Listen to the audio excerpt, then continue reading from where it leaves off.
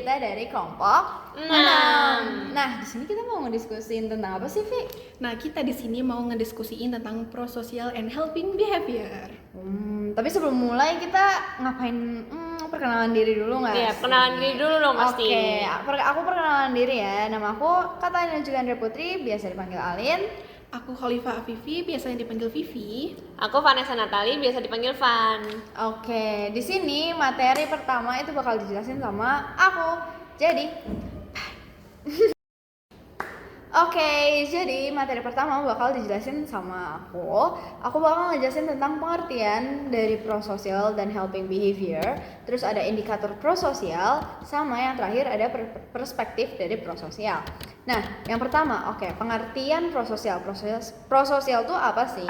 Nah, prososial itu mengacu pada tindakan membantu yang tidak dimotivasi oleh keharusan atau kewajiban profesional yang bukan berbasis organisasi, kecuali charity atau amal. Jadi misalnya nih, kalian ketemu orang, terus dia tuh kayak kelihatan kesusahan, terus kayak kalian tuh mau langsung ngebantu aja tanpa kayak, oh emang itu kewajiban aku atau kayak gimana gitu. Misalnya di sini contohnya seseorang membantu tetangganya mengisi form asuransi. Itu kan bukan kewajiban tetangganya kan untuk ngebantu tuh tetangganya yang ini, tapi si tetangga ini tetap aja kayak oke, nggak apa-apa, aku bantu aja gitu kan. Yang kedua, di sini ada helping behavior. Nah, helping behavior itu adalah tindakan untuk membantu orang yang ditolong, dimana kalau helping behavior sama prososial ini perbedaannya apa? Kalau helping behavior ini itu masih ada kewajiban di dalamnya. Di sini contohnya ada kru kabin membantu penumpang dengan kopernya dilakukan atas tuntutan pekerjaan. Jadi perbedaan antara prososial sama helping behavior ada di motivasi untuk dari internalnya gitu loh. Kalian tuh ngebantunya karena apa gitu. Oke, lanjut. Di sini ada indikator prososial dari Eisenberg sama Musen, di mana dia tuh ngebagi indikator prososial jadi 6. Yang pertama itu ada berbagi atau sharing. Nah, sharing tuh pasti kalian juga tahu ya, sharing tuh kayak gimana, dimana kalian tuh ngerasain suka duka bareng-bareng sama teman kalian. Terus kayak kalau misalnya ada teman kalian yang nangis atau teman kalian yang senang, kalian kasih apresiasi, kalian kasih konsolidasi dan segala macam. Terus yang kedua ada kerjasama atau kooperatif, di mana kerjasama ini kesediaan untuk bekerja sama dengan orang-orang biar suatu tujuan yang kalian mau itu tercapai. Nah, untuk mencapai kerjasama itu pasti kan kalian itu perlu ngebantu orang kayak, Vanessa ada yang mau aku bantu nggak atau apapun itu. Nah, itu tuh bisa menjadi indikator prososial. Yang ketiga itu ada menyumbang atau donating. Tadi kan udah sempat disebutin tentang charity atau amal, dimana orang yang donasi pasti kan dia tuh kayak emang pengen donasi aja gitu loh. Mereka tuh secara sukarela melakukannya. Nah, walaupun mungkin bukan donasi kayak uang doang gitu, misalnya barang atau yang lain, itu tuh juga bisa masuk dalam indikator prososial menurut Eisenberg sama Musen. Terus yang keempat ada menolong atau helping. Di sini mirip-mirip sama kayak yang helping behavior itu. Nah, helping ini ya menawarkan bantuan terhadap orang lain. Terus yang kelima ada kejujuran atau honesty. Kenapa kejujuran sama honesty itu masuk? Karena dengan sikap prososial kita tuh kayak nge-expose diri kita yang real gitu kepada orang lain tanpa ada motif-motif lain di belakangnya gitu. Emang niatnya mau ngebantu aja gitu. Terus misal kayak kejujuran, ini misalnya kayak ditanya sama teman kalian, kamu udah selesai belum sih tugas yang ini dan segala macam, aku boleh nggak ya minta dibantuin. Terus kalian pada udah selesai nih, tapi kalian bilangnya kayak aku belum selesai gitu. Nah, itu tidak termasuk indikator prososial karena kita tuh harus jujur, guys. Terus yang terakhir dari indikator prososial itu ada kedermawanan atau generosity, dimana ini mirip sama donating, tapi kedermawanan ini kesediaan memberi secara sukarela kepada orang lain yang membutuhkan. Yang ini itu bisa, kalau donating kan kayak kita harus ngasih barang atau sesuatu gitu kan. Kalau kedermawanan tuh apapun itu, lebih luas lagi cakupannya. Oke, lanjut. Itu ada perspektif prososial. Nah, prososial ini kan suatu perilaku ya. Nah, suatu perilaku ini tuh bisa dipandang dari berbagai perspektif. Di sini aku ngambil dari empat perspektif sosial sama kultural. Pertama tuh ada perspektif sosial kultural, perspektif belajar sosial, perspektif sosial kognitif, sama yang terakhir perspektif evolusionis. Nah, yang pertama itu perspektif sosial kultural. Pasti di dalam banyak budaya tuh udah ada kan tertanam, kayak bahkan di Pancasila, budaya gotong royong dan segala macam itu tuh udah ditanemin. Nah, itu tuh bisa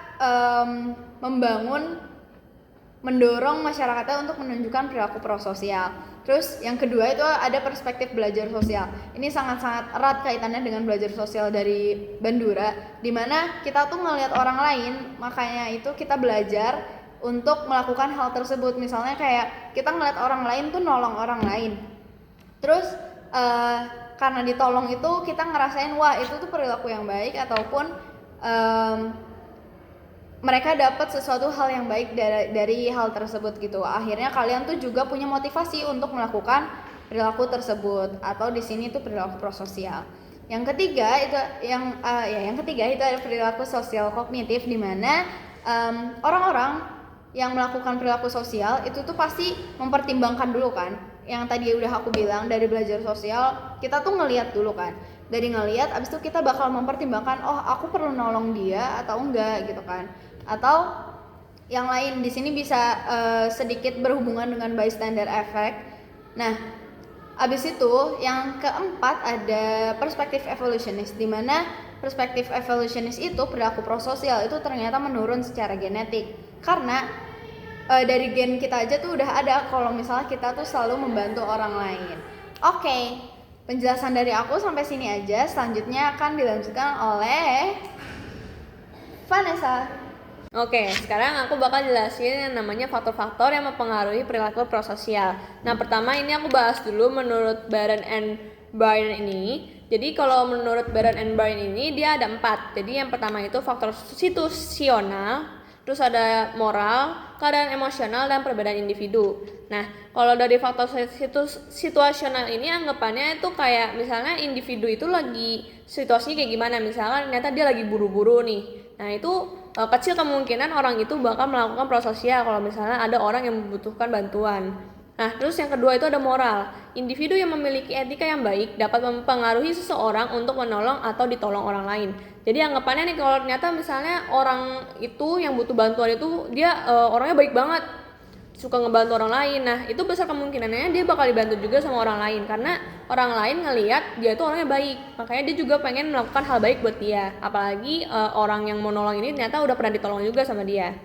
Nah, yang ketiga itu ada keadaan emosional. Saat individu memiliki keadaan emosional yang baik, individu dapat melakukan perilaku prososial.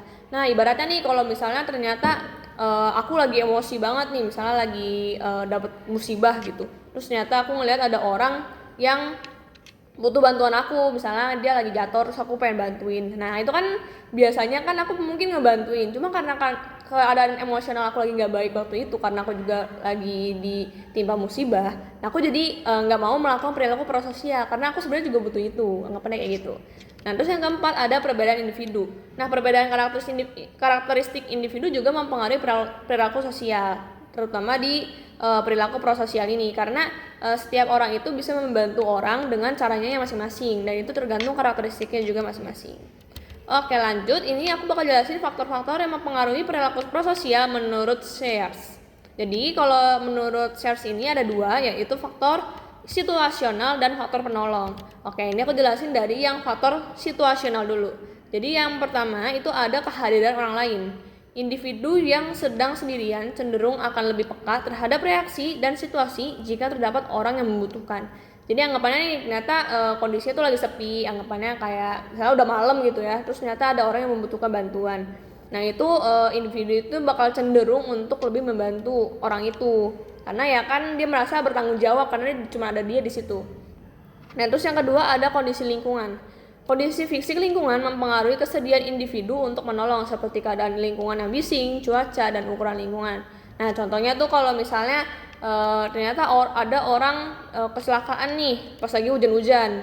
Nah, terus aku yang mau menolong nih, tapi aku nggak ada jas hujan. Sedangkan aku waktu itu kondisinya juga lagi sakit. Nah itu pasti bakal kecil banget kemungkinan buat aku ngebantuin orang yang kecelakaan itu. Karena aku juga sebenarnya lagi butuh pertolongan gitu, karena lagi sakit gitu. Nah terus yang ketiga ada tekanan waktu. Individu yang terburu-buru atau memiliki kesibukan lain cenderung mengabaikan orang yang membutuhkan pertolongan. Nah ini anggap aja deh kalau misalnya sebagai mahasiswa gitu, udah telat kelas nih 5 menit lagi. Nah terus ternyata ada orang nih misalnya ketabrak gitu kan, atau misalnya dia kesandung lagi bawa buku banyak terus jatuh semua. Nah itu kalau misalnya lagi nggak buru-buru sih mungkin aja ada inisiatif buat ngebantu. Cuma kalau misalnya kita lagi buru-buru juga nih 5 menit lagi udah mau telat mau sekelas nih, ya pasti kita kemungkinannya kecil buat ngebantuin orang itu buat ngambilin buku-bukunya misalkan. Nah terus yang kedua itu ada faktor penolong. Nah ini faktor penolong itu ada 5, yaitu yang pertama faktor kepribadian. Individu yang memiliki kemampuan tingkat kebutuhan yang tinggi cenderung untuk memberikan sumbangan guna untuk kepentingan amal. Nah ini maksudnya itu kayak misalkan ada seseorang yang berkecukupan atau misalkan ya sebut aja orang kaya gitu. Nah orang kaya itu cenderung untuk memberikan banyak sumbangan. Nah cuman kadang-kadang kalau kayak gini tuh suka dipandangnya ya itu anggapannya nyumbang itu buat menarik lagi gitu rezeki yang udah dikasih gitu, anggapannya kayak gitu. Nah terus yang kedua itu ada suasana hati. Individu yang memiliki suasana hati yang positif cenderung memiliki kesediaan yang tinggi untuk melakukan perilaku prososial. Nah ini yang udah aku jelasin kayak tadi yang sebelumnya ya. Nah yang terus ketiga itu ada rasa bersalah. Saat merasa bersalah terhadap orang yang dirugikannya, individu cenderung akan menolong dan melakukan kebaikan untuk menebus rasa bersalahnya. Nah ini tuh targetnya itu bisa ke orang yang dituju atau misalnya orang lain. Jadi anggapannya tuh kayak aku melakukan kesalahan ke si A nih, padahal si A ini udah baik banget sama aku. Nah itu bisa aja aku menebusnya itu dengan aku melakukan kebaikan ke B, karena aku nggak bisa melakukan kebaikan itu ke A, anggapannya gitu. Tapi bisa juga nih misalkan si A itu lagi butuh banget pertolongan.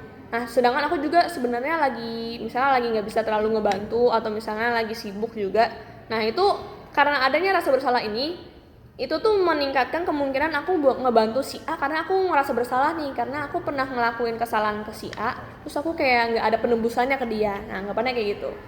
Nah terus yang keempat ini ada distress dan empatik. Jadi distress adalah bentuk reaksi individu terhadap penderitaan orang lain, sedangkan rasa empatik adalah perasaan yang secara tidak langsung ikut merasakan penderitaan orang lain sebagai bentuk kepedulian. Nah distress dan empatik ini itu berperan besar dalam perilaku parasosial, karena kalau misalnya distress dan empatiknya tinggi, otomatis kalau misalnya ngeliat orang membutuhkan bantuan, apalagi misalnya kayak udah parah banget nih, karena itu pasti secara nggak langsung instingnya itu bilang kayak ayo kita harus bantu dia gitu. Nah kayak gitu. Nah yang terakhir itu ada orang yang membutuhkan pertolongan. Nah jadi ini dibagi lagi jadi 2, yaitu yang pertama menolong orang yang disukai. Nah jadi ini anggapannya kalau misalnya di zaman sekarang ngomongnya kayak circle lah ya anggapannya. Nah kalau misalnya nih ternyata aku sama orang si A, misalnya sama si Vivi gitu kan, sama Vivi ini kayak udah klop banget gitu. Nah jadi kalau misalnya Vivi butuh bantuan, aku pasti bantuin, anggapannya kayak gitu. Cuman ternyata kalau misalnya aku sama si B gitu, aku kayak kurang cocok, kurang sefrekuensi lah anggapannya. Nah itu kayak kecil kemungkinan aku buat melakukan perilaku prososial ke dia. Nah terus yang kedua itu ada menolong orang yang pantas ditolong. Nah jadi ini anggapannya individu itu melakukan penilaian nih, kayak seberapa butuh sih dia bantuan dari aku tuh sebutuh apa gitu. Kalau ternyata kayak cuman ya masalah kepleset atau apa terus aku juga nggak kenal orangnya, ya itu kecil kemungkinannya aku ngebantuin dia.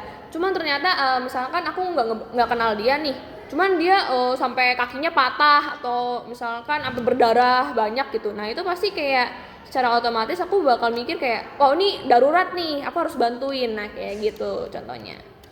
Oke, next itu aku bakal bahas tentang motivasi prososial. Nah ini aku ambil menurut Tchaikovsky ya, ini kayaknya orang Rusia juga, ini aku kurang kenal. Oke, terus ini yang pertama ada intrinsic prosocial motivation. Jadi itu keinginan dalam diri yang tulus untuk menolong orang lain walaupun tidak mendapatkan imbalan. Nah anggapannya itu kayak misalnya sumbangan nih, kayak ternyata aku peduli banget nih sama orang yang membutuhkan. Nah aku melakukan sumbangan itu ya tanpa imbalan atau misalnya mengharapkan sesuatu kembali gitu. Nah itu termasuk intrinsic prosocial motivation. Terus yang kedua ada exocentric motivation, yaitu melakukan kegiatan prososial untuk mendapatkan imbalan dari orang lain atau keuntungan tertentu. Nah ini misalkan ya kayak tadi ya, kalau misalnya melakukan misalnya nih kayak kamu bantuin tugas statistika ke orang itu. Nah tapi nanti kamu ngarepin kayak oh ya udah nanti kalau misalnya aku butuh bantuan di psikologi perkembangan, kamu harus bantuin ya. Nah itu kan berarti sebenarnya mengharapkan imbalan atau keuntungan dari orang tersebut. Jadi ya anggapnya kayak barter gitu kan, statistika sama psikologi perkembangan. Nah yang ketiga itu ada endocentric motivation, yaitu melakukan kegiatan prososial untuk meningkatkan self esteem pada diri individu karena ingin mendapat pujian dari orang lain. Nah ini contoh gampangnya itu kayak volunteer. Nah ini volunteer bisa aja termasuk ke endocentric motivation, karena kalau volunteer itu kan anggapannya dapat biasanya dapat sertifikat gitu kan, atau misalnya dipandang orang-orang kayak oh ini orangnya suka ngebantu, suka apa orangnya baik banget. Nah itu bisa termasuk ke dalam endocentric motivation, tergantung dari diri individu itu sendiri. Karena ya emang tujuannya itu mungkin bukan hal-hal yang material, tapi dia lebih ke pengen meningkatkan self esteem, kepercayaan dirinya dia, kayak dia tuh merasa nih gue udah bagus banget nih. Nah anggapannya kayak gitu. Oke, sekian dari penjelasan dari aku. Selanjutnya bakal dijelaskan sama Vivi. Nah, jadi di sini aku mau menjelaskan tentang gimana sih cara meningkatkan sikap perilaku sosial. Nah, yang pertama itu adalah penayangan model perilaku prososial. Jadi, semakin sering individu ini diberikan stimulus, contohnya media, maka akan semakin mudah terjadinya proses imitasi atau meniru perilaku prososial tersebut. Jadi, misalnya contohnya aku nih sering lihat video-video tentang prososial. Jadi aku itu akan semakin cepat untuk meniru perilaku prososial tersebut kayak gitu. Nah yang kedua itu ada menciptakan superordinate identity.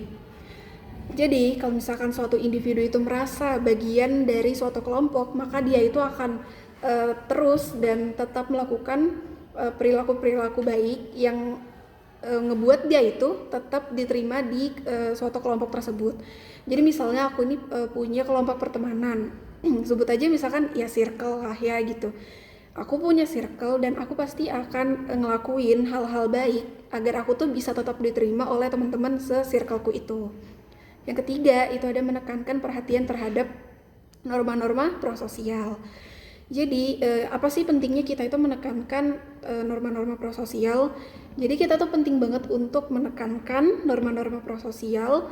Biar apa? Biar nggak terjadi pemudaran dan biar kita tuh nggak jadi individu yang antisosial atau nggak peduli dengan lingkungan sekitar. Nah, selanjutnya aku mau menjelaskan tentang dinamika prososial. Jadi yang pertama itu ada memperhatikan sesuatu yang sedang terjadi atau notice that something occur. Nah, jadi kita itu dengan memperhatikan suatu hal yang terjadi, itu berarti kita sudah melakukan langkah awal sebagai suatu individu yang akan melakukan perilaku prososial. Dan kita tuh sadar, nggak semua orang tuh bisa menyadari hal itu, kayak gitu. Nggak semua orang tuh bisa menyadari hal-hal yang sedang terjadi itu apa sih, apakah dia butuh bantuan atau enggak, seperti itu. Yang kedua, ada mengintegrasi situasi dan memperkirakan jenis bantuan yang dibutuhkan atau interpretation the situation.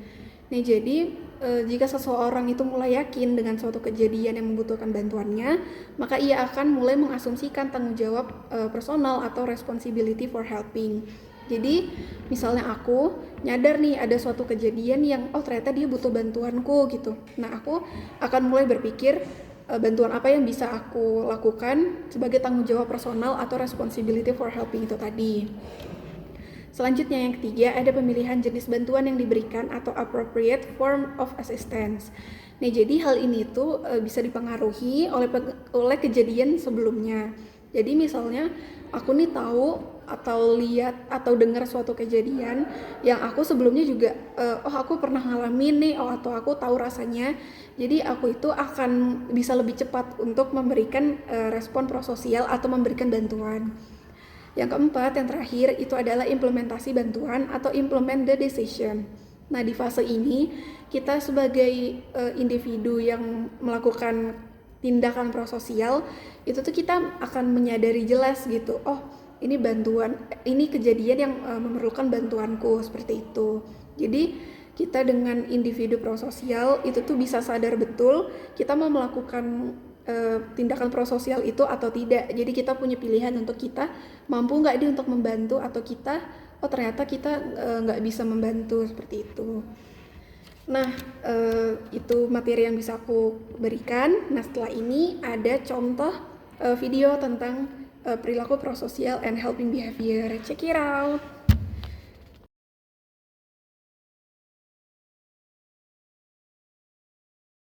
他不愿意加，你明白吗？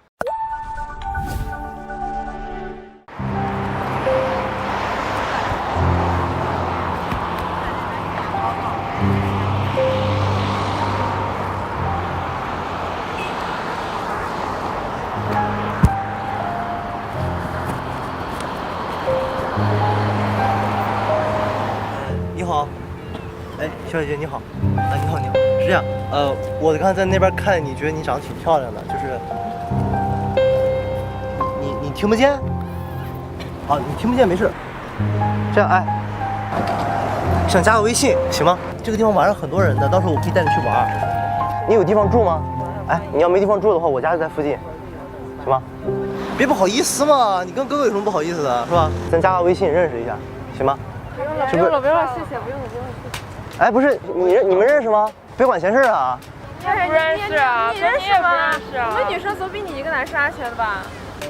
没事，哎，我开车来的，你想玩的话，我带你过去别把我加我们了，没必要，没必要。不是小姑娘，哎，你看这么漂亮，你自己一个人，你多危险啊，是吧？我们一起来的，对呀。哎，别走，看看你别扫兴啊你。他不加就算了吧，好吧？加就算了，好吧？不是，不是，他是我们的会员，刚刚从我们门店刚锻炼完，对吧？人家不加就算了。对啊。到时候我带你去吃饭，懂吗？干嘛呀？去玩啊？没事。哎，不是你们认识吗？认识啊，一起的呀。怎么了？你家住哪儿？你家住的附近吗？你是来玩的是吧？哎，这干嘛？他明显就不想跟你说话。他哪不想？我看你没听明白，我这不和他说明白吗？啊，你自己一个人啊？我也自己一个人，咱一块玩去呗。走吧。他说他自己一个人啊。我们认识。真认识等人呢。走吧，我们。你来的太晚了。走。不是，他刚说自己一个人，怎么还又一起了？一个女生刚从那边过来。我就认识。喜欢他，你要尊重他的意愿吧。那他不愿意就算了呗。他也没说不愿意啊，他不是听不见吗？我就跟他说明白啊。他明白了呀，他已经拒绝你了，你还要他怎么样？人家不愿意就算了，哎，不是，哥们儿，人家不愿意就算了，能不能听懂你说话？你别这样，妹妹，我又不是什么坏人是吧？啊，妹妹，你哎，不是，人家不加，起来一边去。不是你干什么？你谁啊？一边去，我再说一遍，一边去。这管什么闲事儿？一边去。给你传一天的。不是真没关系。我加个微信，你们管什么闲事啊？人家不愿意加吗？理解吗？他不愿意加，你明白吗？吼什么吼？这是加个微信。不是，他不愿意加，你明白什么意思吗？啊，行。他拒绝你很多次了，为什么还要加呢？没意思啊，人家不愿意，算了。哎，不是，哥们儿，你别做我好事啊！这什么好事你啊？意思了，我就想认识一下妹妹，怎么了？人家不跟你认识。你就不要跟他说，我们往那边走吧。哎，不是，别管闲事啊！这傻，咱们一起走了。他一直在那儿盯着，咱们一起过去。咱们先走到。走，咱们上别的地方，不用管他。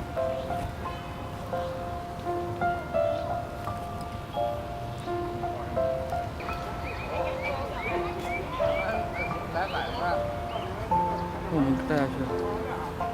不能哥啊。对呀。那我们两个人带他去，然后我们另外两个人看着他们。哦，可以。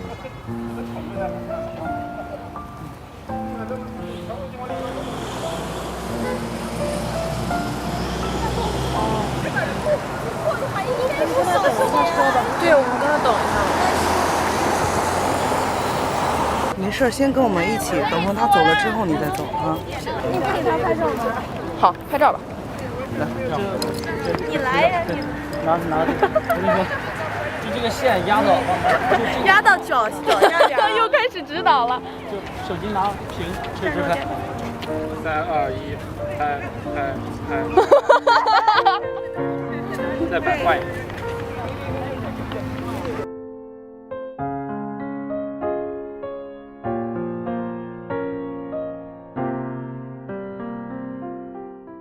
不好意思，我解释一下，我们刚才其实是在拍一个暖心的正能量视频。